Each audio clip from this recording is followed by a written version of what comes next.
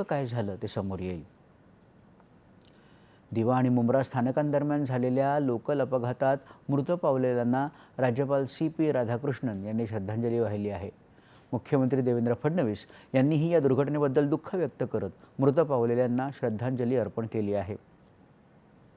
स्थानिक प्रशासन समन्वय साधत असून ही घटना नेमकी कशामुळे घडली याची चौकशी रेल्वे विभागाने सुरू केली असल्याचं मुख्यमंत्र्यांनी सांगितलं।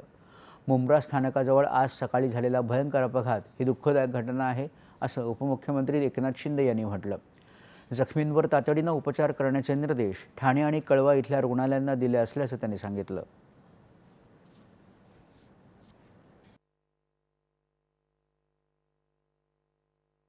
ही जी काही घटना झालेली आहे ती अतिशय दुर्दैवी आहे, त्याची माहिती देखील मी घेतो आणि जे त्याच्यामध्ये मृत्यूमुखी पडलेले आहेत त्याला देखील जी शासनाच्या माध्यमातून देय मदत आहे ती देखील शासन करेल आणि जखमींचा उपचार देखील तात्काळ या ठिकाणी युद्ध पातळीवर करेल, कारण त्यांचा जीव वाचवणं याला प्राधान्य आम्ही देणार नाही। या बाबतीमध्ये बघा, आता अपघात झालेला आहे, त्याची रेल्वे मंत्रालयाच्या माध्यमातून उच्चस्तरीय चौकशी होईल आणि त्यातून जे काही सत्य आहे किंवा जे काही कोणाचा दोष असेल तर तो समोर येईल।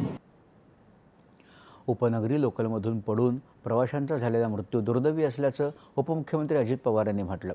रेल्वे प्रवाशांच्या मृत्यूनं उपनगरी रेल्वेवरील गर्दी आणि प्रवाशांच्या सुरक्षिततेच्या मुद्द्याकडे अधिक गांभीर्यानं लक्ष देण्याची गरज त्यांनी अधोरेखित केली। उपनगरीय रेल्वे सेवा अधिक प्रभावी आणि सुरक्षित करण्यासाठी रेल्वे प्रशासन लवकरात लवकर ठोस पावलं उचलेल असा विश्वास अजित पवार यांनी व्यक्त केला। यानंतरच्या बातम्या थोड्याच वेळात।